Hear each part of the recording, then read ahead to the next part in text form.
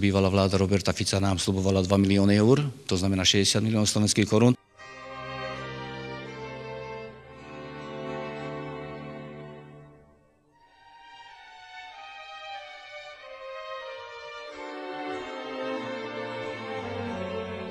Ja naozaj neviem, čo v tom uznesení presne bolo, ak to bolo v roku 2007 a pri kasárniach to bola s vysokou mierou zodpovednosti konkrétneho ministra, asi v tomto prípade ministra obrany.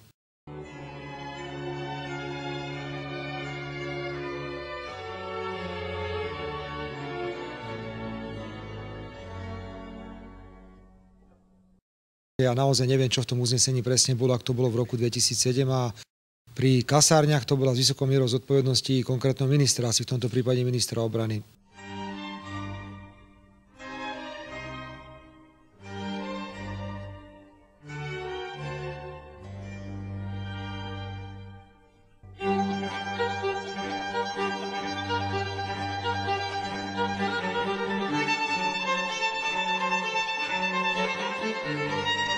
Rimavská Sobota mala byť prvá, ktorá hmatateľne odovzdá, lebo dostali všetky informácie podľa mojich informácií, odovzdá projekt, tak rozho zistujem, že ten projekt nie je. Primátor na čo čaká?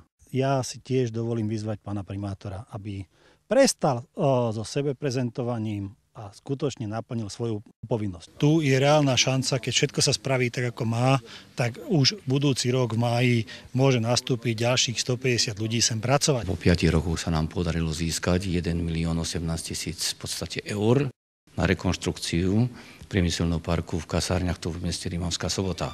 Kto to teda s podporou zaostalých regiónov myslí vážne? Tí, čo iba sľubujú, alebo tí, za ktorých hovoria konkrétne činy?